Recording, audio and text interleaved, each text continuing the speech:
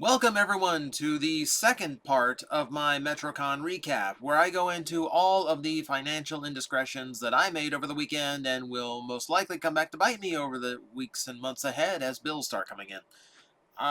Yeah, it's a pretty big haul. I will say this. Between eBay sales, which by the way, if you bought something off my eBay page, thank you very much. But between that, saving up a few paychecks, a few other little things that came in I wasn't expecting, I had the biggest budget I've ever had going to Metrocon. But rather than just buying like a ton of stuff, not that I didn't buy a ton of stuff, I was more willing to just spend top dollar because it's a con. It's a dealer room. It's going to have a lot of upcharges going on. Now I'm not totally daft about it. I did kind of examine what they were going for online, making sure that the stuff I got is worth getting in person and that there is advantage to getting it in person and not paying like a $100+ upcharge, because there were things I was this close to getting before I figured out, oh, that's like $100 less on Amazon. We're not doing that. Let's see. First off, let me get some of the gifts out of the way, because I did get a few things as gifts. So, one from my buddy Rick that I see at Metrocon every year. We have Figuarts for Boken Blue and Boken Black, or on this box it's Overdrive Blue and Overdrive Black, because it's the American release. Rick promised me this 2 years ago, and dude actually remembered it for that long, and that is insane. So thank you very much for keeping me in mind for so long. Very cool. Apparently black has some really bad joints that I have to fix, but that's not a big deal. Everything's there. They are beautiful, and they will now go with my Boken Red, forever making me just hurt that the rest of the team doesn't exist in figure art form. One thing, Lightning Collection, make Overdrive. I know it was a very unpopular season, but I need a full team of Overdrive, Boken, one or the other. So that was awesome. We'll stick to a Power Ranger theme, because this one was from my girlfriend before the con. That is vintage, ladies and gentlemen. That is the original Saba in box. It has been opened. It's used. But she found this at an antique store, and I don't know what it is. She has incredible luck at antique stores. She found me the Dragon Dagger and the Blade Blaster Morpher set, also in box. I have no idea where they're going to go, because I kind of don't want to take them out of the box. They're kind of beautiful. But that kind of goes into this whole, like, Tommy weapon collection that I've gained. I've got the Lightning collection, or not the Lightning collection, the Legacy. I got the 2 Legacy toys, and now I have those. And I got something else, and we'll get to that here in a bit. But she also got me this. This was from Turtle, who normally just does t-shirts for cons, but they have these little too. And these are super cool, so check this out. Reversible turtle plushie. Absolutely adorable. They make little octopi too, but this was the last turtle they had, so I got the turtle. Speaking of Turtle,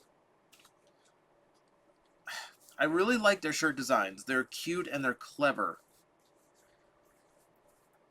I have to take the sticker off because it's going over the label. I fit a large now. It was XL. Yeah. Sure I got. I love that design. I love that design.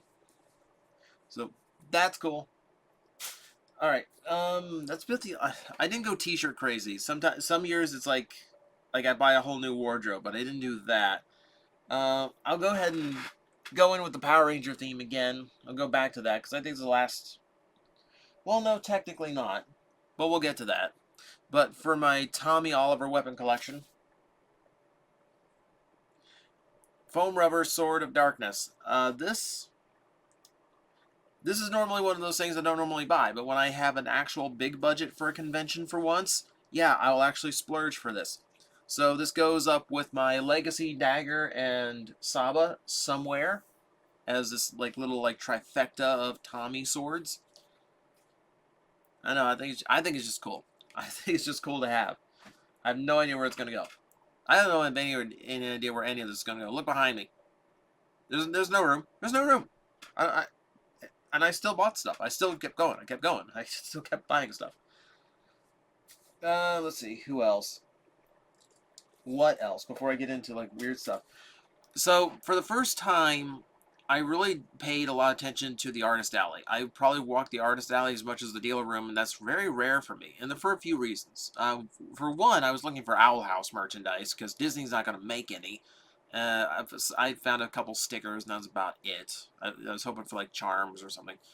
But also, I felt terrible for the artists who've been unable to do cons for the last year and a half.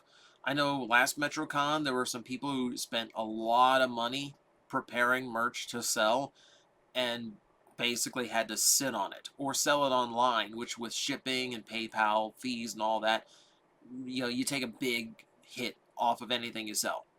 So felt terrible for them. I wanted to go around and support a few of the artists who were doing stuff that I was like super into. So I decided my little, like, I don't carry a con bag because I've got my big tripod and my big camera, so I can't carry a full bag along with those two things. What I did have with me is like a travel pouch that hangs off my belt. So I decided this year I'm actually going to decorate it with stuff off the artist alley. So there's some of my favorites from Animal Crossing, Kid Cat and Flick. Really like those.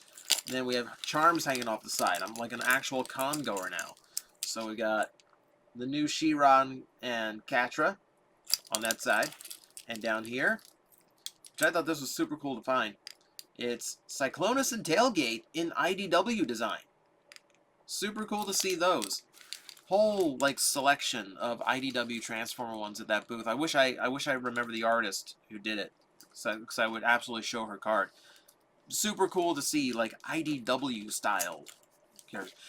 I was actually like pleasantly surprised at how much Transformer stuff I saw in the artist alley, and it was all like well picked stuff. It was Transformers Animated, Transformers Prime, and IDW Transformers. I barely saw anything G1, like strictly G1.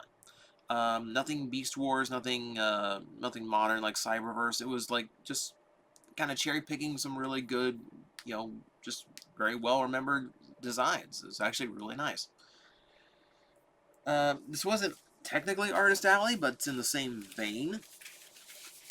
Let's see if I can pull the one that looks good. I don't know how well these are going to go on camera, especially because if I hold them up close, the focus is going to go nuts.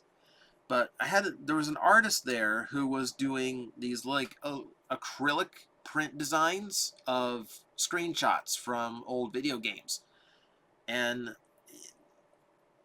he 3D rendered them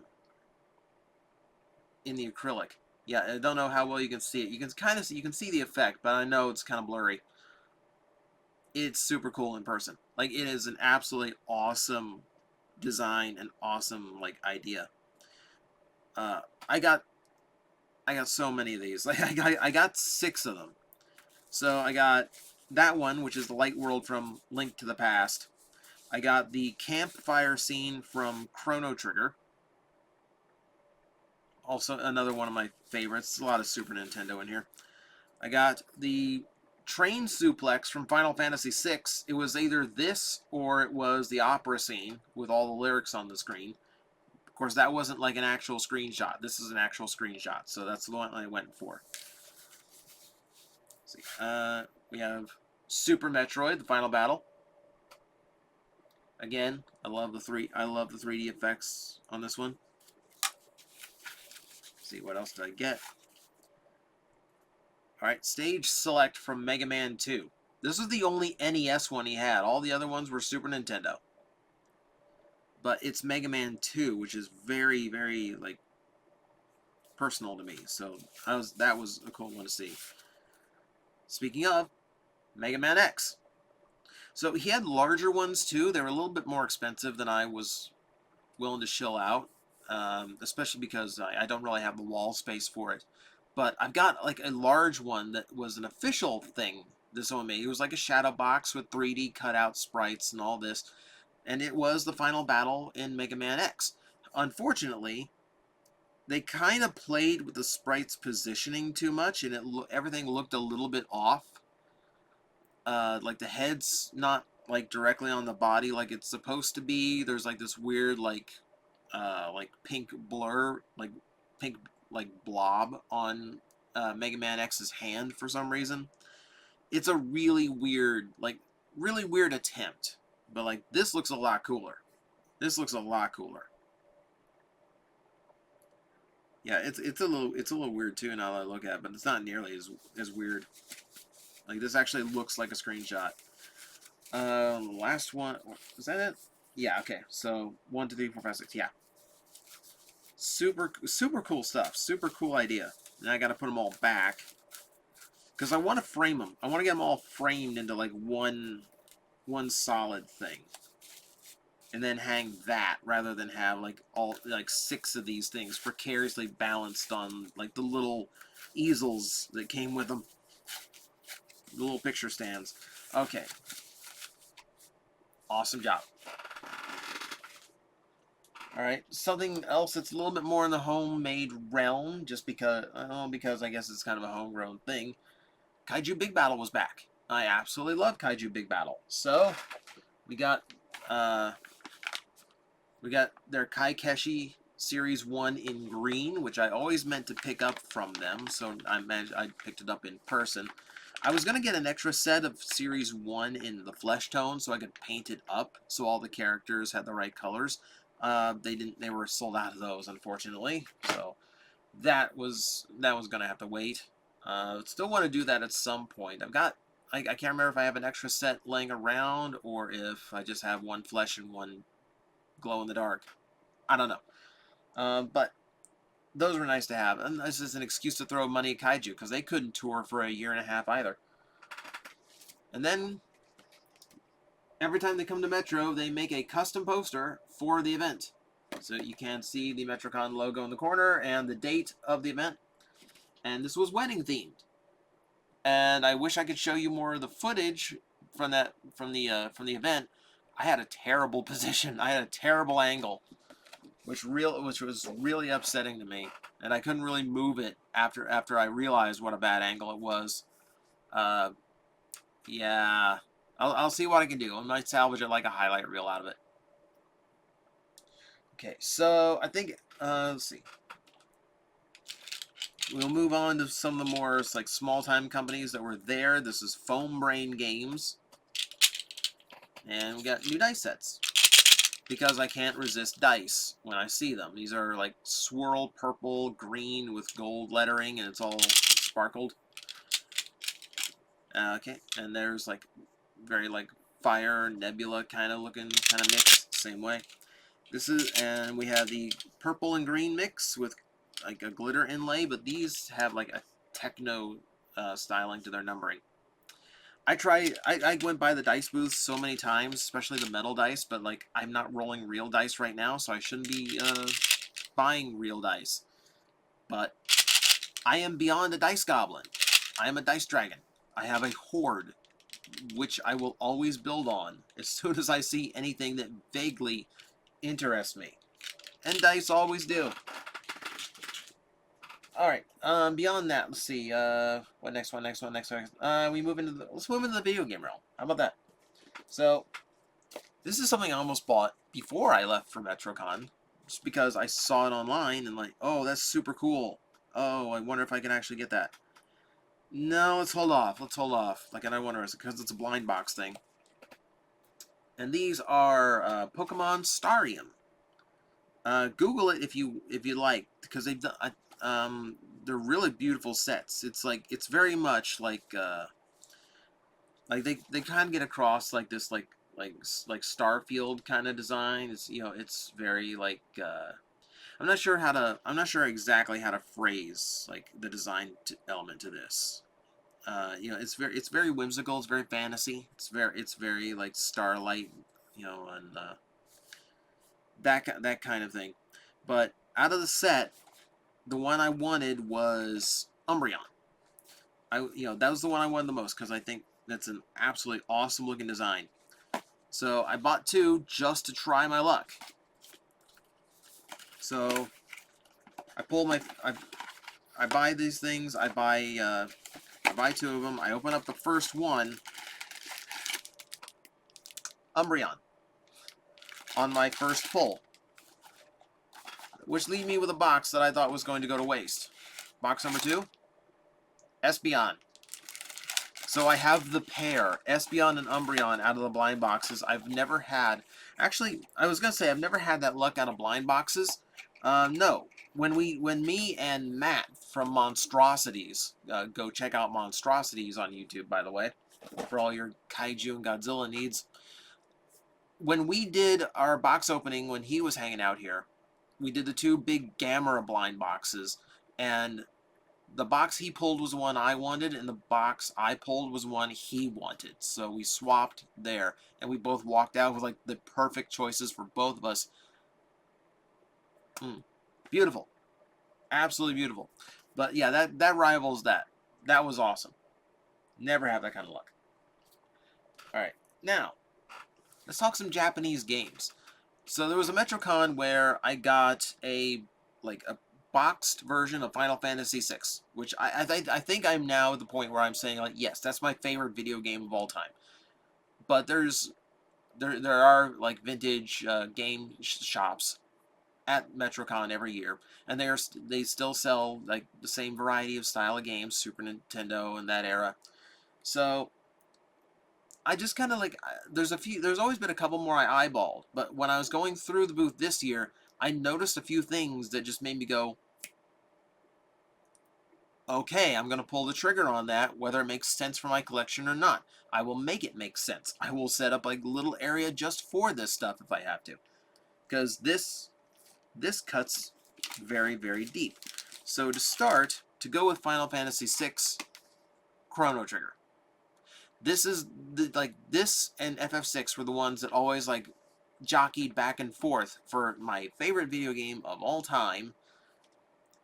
That's the one that sometimes comes in first, sometimes comes in second. Usually it depends on the mood, but I go to FF6 more than I go to Chrono Trigger.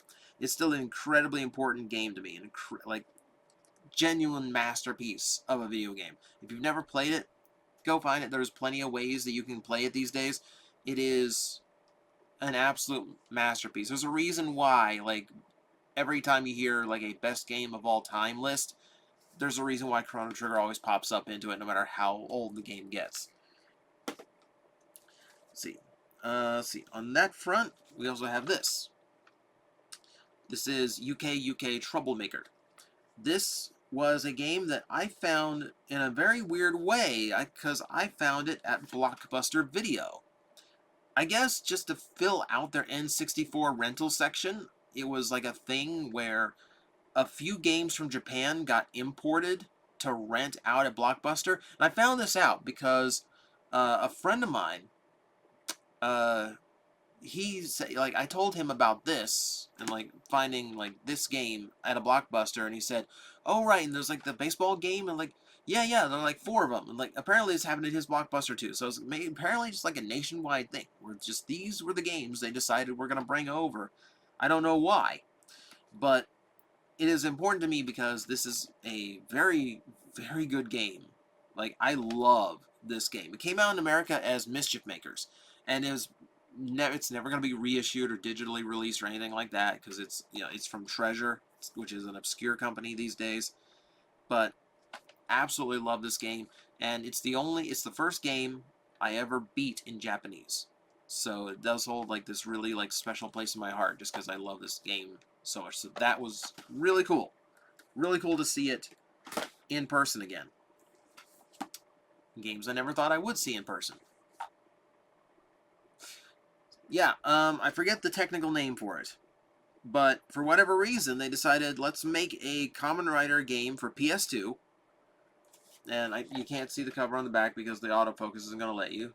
Yeah, but there you've got the original Rider, you've got Agito, and of course Black and V3 get in there because Black and V3 were some of the most popular in the show era.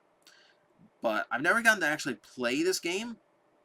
And without a whole bunch of weird stuff, I'm not going to be able to play this copy. But I think it's just cool to have, like, the PS2 Agito game. It also wasn't that expensive, so I'm like, yeah, I'll just grab that. And then Japanese games I never expected to see again in my life. Convoy no Nazo. Throwback to Plastic Addict Episode 10. Fun fact about Plastic Addict Episode 10, I was lying. I was not playing an actual version of the game. It was emulated. And you can kind of tell if you go back and watch the footage because, well, for one, I'm using a normal NES controller. I claimed it was on like a reproduction NES, like one of those like third-party like reproductions. No. And the giveaway is, like, go back and watch that episode. Look at the score. Look at the score I've racked up in the corner. Like, it's maxed out because I was using a cheat code to have infinite lives so I could actually get to the later levels to show you what the game turned into. I didn't even get to the weird stuff. Someone later on showed me the bonus game that I could have accessed, and they're like, no, like, this is where it gets weird. Like, oh yeah. Okay.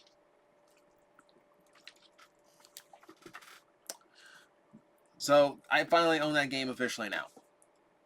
Weird little thing. They also had, and I almost got this. They also had the Transformers PS2 Transformer game, Transformers Tatakai, that never came out in the U.S. I streamed it. I streamed both campaigns of that one. I didn't get that one because it's like $62. And like, no, I can't. I'm not gonna pay that. Like, the Agito game, that was like 27. Okay, for 27, I'll buy it as a novelty. You know, I think Troublemakers was like the most expensive one I got out of that, and that was just for like personal love of that particular version of the game. No, I'm not paying that for Tatakai. I'm not. All right. Winding down, we're gonna get into tokusatsu stuff. So I said it on Twitter while I was at the con. You know, if Studio Series Ironhide on my eBay page sells sometime in the next 24 hours, I might do something really, really stupid. And then someone end up pulling the trigger on it. So stupid things were done. I won't say which one of these things was particularly stupid, but as I start piling things up, you're gonna notice. So first up, because I missed out on it, and it wasn't that much over normal retail, or like the aftermarket price, we have Two Geysers mech from Zenkaiger. Tukayo. The more I looked at this toy, the more fun it looked. It's just a like, big, dumb, goofy, giant robot kind of fun. So that was cool. And I'm still like really into my Zenkaiger. So they also had this changer, but the markup on the changer was just like, no, I'm not paying that. I can get it way easier than that online. So yeah, that was cool to see. Alright, so we got him. And then we have Kamen Rider 01 stuff. And this is going to be the last run of the haul because this is probably where I spent the most of my budget. This was all the same booth, by the way. Tukayo and everything you're about to see was all the same booth, and it's not everything they had. They had piles of Kamen Rider Saber toys, like books, swords, and belts, and all manner of things. They had a complete selection modification double driver, the 1.5 version. They had what else? I didn't see it in person because it was under the table, but they had the complete selection Alpha driver from Kamen Rider Amazons, and I forgot they had that, or else I probably would have done something really stupid and bought that too. Probably a good thing I didn't, though. I've spent way more than I intended to at this con, even though I budgeted a lot for this con. But I did get a lot, way overpriced, but did get my hands on Rampage Gatling, because this is one of the few Progrise keys I completely missed the boat on, and by the time like the aftermarket on this like skyrocketed, so cool to finally have that. We also got the Cyclone Riser, Kamen Rider Ichigata. This one just looked cool because it's got the Ichigo-based key. It's got the old school design, coloring to it.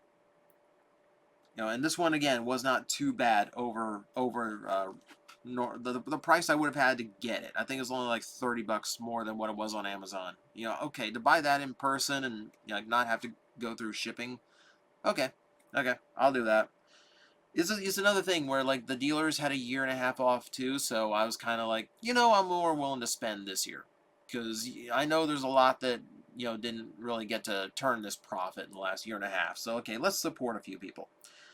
But yeah, adding to the 01 belt collection, they had the Zetsume Riser too, but they wanted $100 more than what it goes for on Amazon. No, absolutely not. So that didn't happen. Here's what happened. So day one, he's got all these Saber toys out, and then a few things in the back, but nothing too like the most special thing there were like the 02 driver set and Oma Zio's belt. Cool, right? It's day two where I come back and find out he's got stuff under the table that's a lot more special. Doesn't have room for it out there. More expensive and more eclectic. So that's where the Alpha driver comes in. That's where the complete selection double driver comes in. He had, what else he had? He pulled out, on day two, he pulled out a Drive driver and a Genesis driver. And then the stuff I ended up getting. So, as stated, I love the 01 toy line. So when he showed me that he had the Hiden Memorial set that has the Izu key that I never got, and it has the Realizing Hopper. Yes. Yeah, give me that. I will take that. And then he shows me more.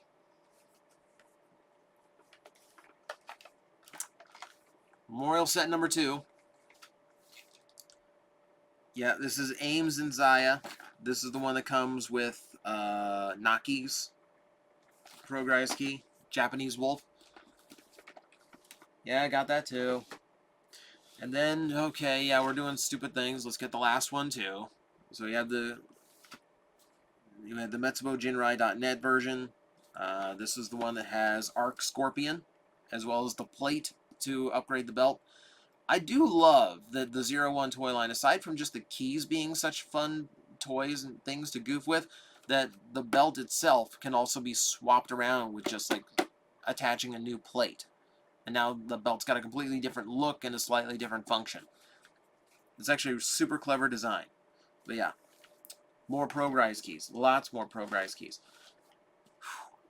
Okay, so I think that's it. I think I covered everything that I got in the dealer room this year. Yeah, it's kind of a haul. I do want to do something special with the Japanese games. Like, I kind of want to put them all together in their own little corner. Those little acrylic plates I want to have framed. So it's like a 2x3 of them all. Because it's like just my childhood, just in one frame. And then, yeah, I'll be honest with you, I shot this one first because I got D&D here soon, so I don't have time to shoot my Metrocon recap, and I'm still kind of collecting my thoughts on that one. But I wanted to do this one first so I could open things up and start goofing off with all the new toys. So I'm going to get to do that, and then I'm going to play D&D, and then I'm going to record the other Metrocon video, which went up before this Metrocon video, so time skip. I don't know. That's what I spent. Those are my stupid financial indiscretions. Thank you for buying things on eBay and supporting that. Thank you for supporting on Patreon, even though I've done so little. We are working on that. I've actually got something in mind that's going to change that dramatically. And that should be sometime here in the next few weeks. So stay tuned. We are on the way back.